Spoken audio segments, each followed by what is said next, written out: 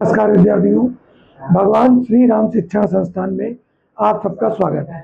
और जैसा कि हम लोगों ने कल पहले वीडियो में बात की थी कि हम लोग यूपीएसआई के बैच को कंप्लीट निःशुल्क पढ़ाने वाले हैं, तो ध्यान दीजिएगा आप लोग। सबसे पहला चरण होता है किसी भी एग्जाम की तैयारी का, उसके सिलेबस को जानना।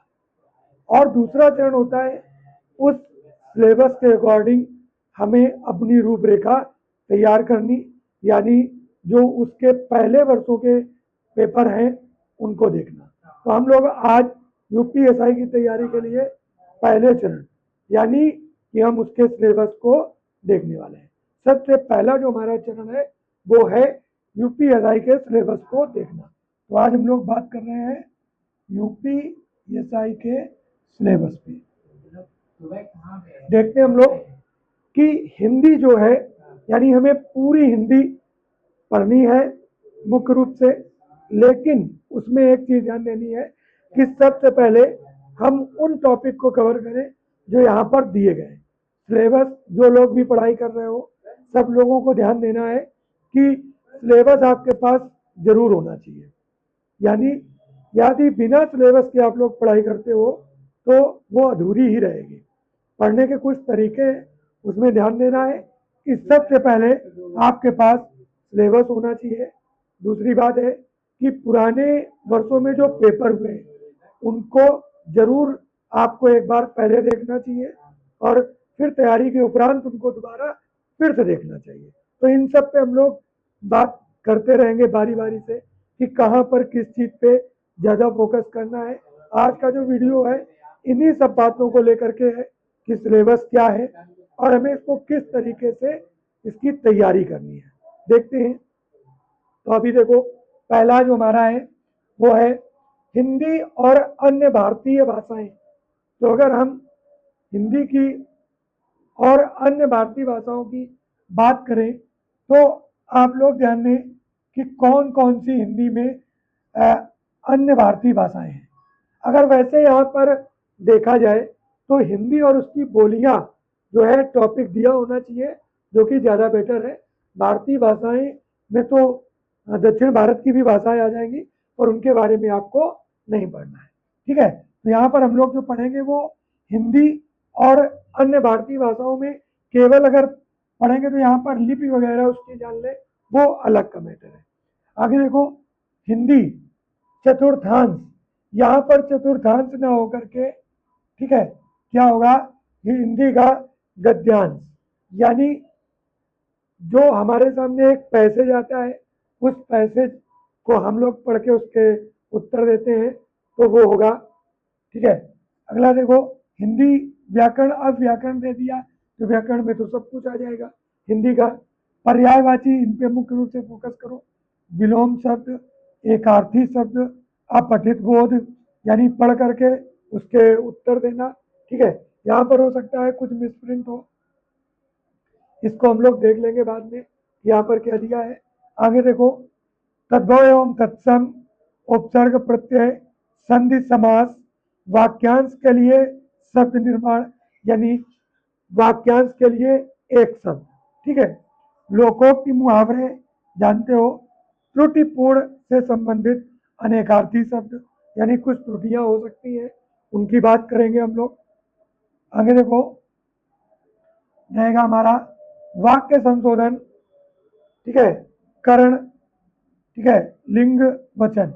तो यहाँ पर करण ना होकर के कारक होगा, जो कारक के चिन्ह हम लोग पढ़ते हैं, ठीक है, वो होंगे। आगे रस छंद अलंकार, लिंग वचन दे दिया, प्रसिद्ध कवि लेखक उनकी प्रसिद्ध रचनाएं, हिंदी भाषा पुरस्कार। ठीक है, तो इसका मतलब है कि हिंदी में उन्होंने कुछ नहीं छोड़ा है। आप अगर देखें तो लगभग पूरा सिलेबस दिया गया है और रस छंद अलंकार वगैरह भी दिए, और हम लोग इस तरीके से पढ़ेंगे जो प्रीवियस ईयर में आए वो देख करके कंप्लीट करते हुए कि कौन से ज़्यादा पूछे जाते हैं उन पर हम लोग बात करेंगे।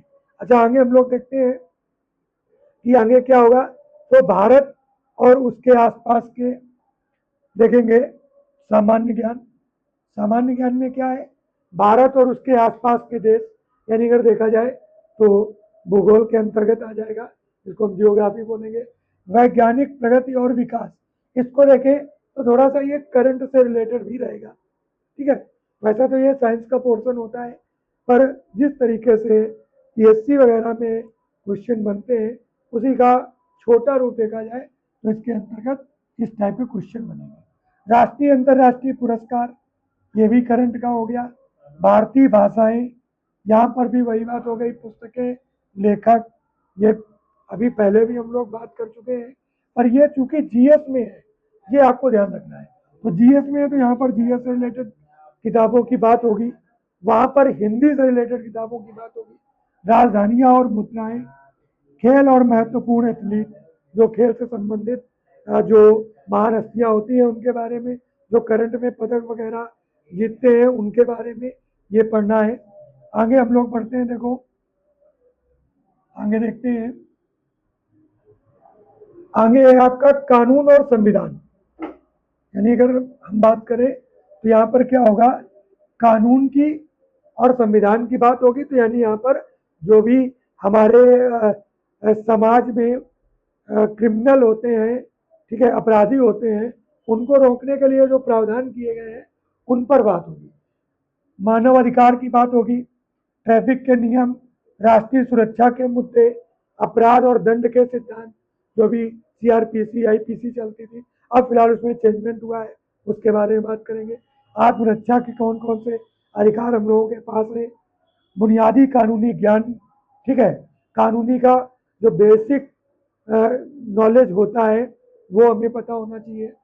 भारत के संविधान, अब संविधान में तो आप लोग जानते हो कि पूरे संविधान में आज सब संविधान का ही दिया है। भारत का संविधान, संविधान का उद्देश्य, विशेषताएं, मौलिक अधिकार, राज्य के नीति निर्देशक सिद्धांत, संवैधानिक संशोधन, ये सारे किसमें है, सारे के सारे भारतीय संविधान में है। संवैधानिक संशोधन यानी जो संविधान में संशोधन किए गए, अखिल भारतीय सेवाएं, ठीक है, महिलाओं और बच्चों से संबंधित कानून, एससी एसटी आरक्षण कानून, ठीक है, पर्यावरण वन्य जीव संरक्षण कानून, ये सारे कुछ कानून है जो समय समय पे लागू करे गए हैं और उनको हम लोग देखेंगे इनमें कौन से मुख्य प्रावधान है।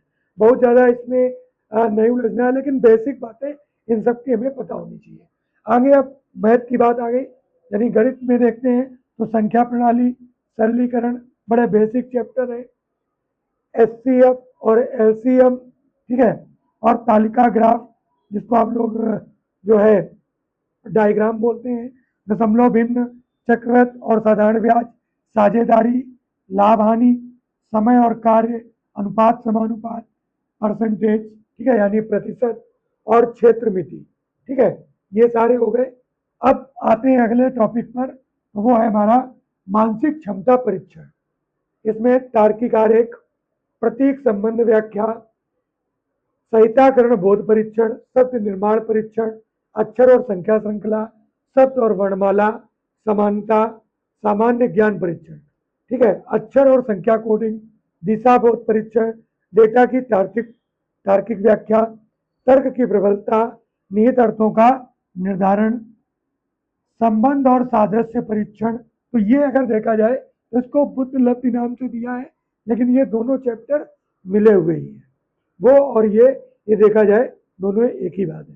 यहाँ पर संबंध और सादृश्य परीक्षण, असमानताओं को पहचानना, श्रृंखला समापन, कोडिंग डिकोडिंग, दिशाबोध परीक्षण, रक्त संबंध, वर्णमाला पर आधारित समस्याएं, समय अनुक्रम परीक्षण, वेन आरेख, पाई चार्ट, ये मैथ में भी रहता है, रीजनिंग में भी आपका रहता है। गणितीय क्षमता परीक्षण, ये भी गणित और इसमें दोनों में मिलेगा। क्रम व्यवस्थित करना। आगे आ जाओ, मानसिक योग्यता परीक्षण, ठीक है, इसमें देखें कानून एवं व्यवस्था, सांप्रदायिक सौहार्द, अपराध नियंत्रण, कानून का शासन, अनुकूलनशीलता की क्षमता, व्यावसायिक जानकारी, पुलिस प्रणाली के बारे में भी जानना है, समकालीन पुलिस मुद्दे और कानून व्यवस्था, मूल कानून कौन से हैं, पेशे में रुचि, यानी ये अगर सारे क्वेश्चन देखे जाए तो ये तार्किक से ज़्यादा आपकी बुद्धि पर निर्भर करते हैं कि आप कैसा सोचते हो। ठीक है, मूल कानून कौन से हैं, अल्पसंख्यकों और वंचितों के प्रति संवेदनशीलता आपके अंदर है या नहीं है, ये सब चीजें, और लिंग संवेदनशीलता, ये आपसे पूछे जाएंगे मानसिक योग्यता परीक्षण के अंतर्गत। आगे देखते हैं, तर्क क्षमता पाठ्यक्रम की बात करें तो इसमें दृश्य स्मृति, भेदभाव, उपमा, समानताएं, मतभेद, अंतरिक्ष दृश्य, अवलोकन संबंध, अवधारणाएं, अंकगणितीय तर्क, मौखिक और आकृति वर्गीकरण, अंकगणितीय संख्या श्रृंखला, अमूर्त विचारों और प्रतीकों और उनके संबंधों से निपटने की क्षमता। आगे अंकगणितीय गणनाएं और अन्य विश्लेषणात्मक कार्य, समस्या को सुलझाना, विश्लेषण और निर्णय लेना। तो यहाँ पर ही देखा जाए तो आपका पूरा का पूरा सिलेबस कंप्लीट हो गया।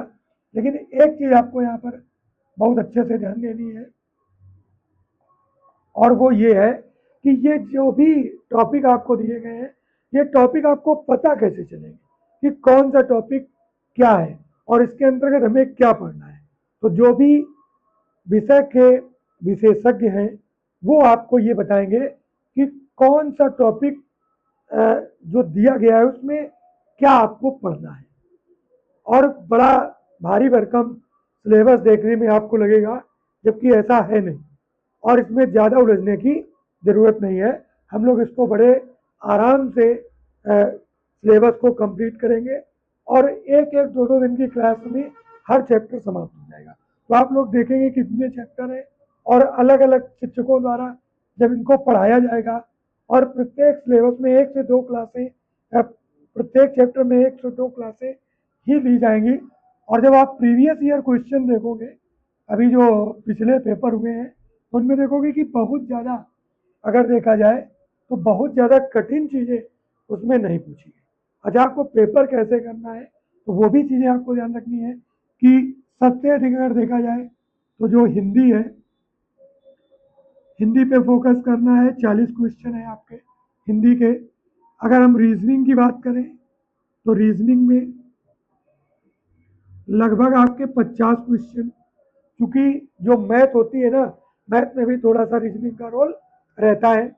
30 क्वेश्चन आपके लगभग जो है आपके किससे आ जाएंगे, 30 क्वेश्चन लगभग आपके आ जाएंगे मैथ से।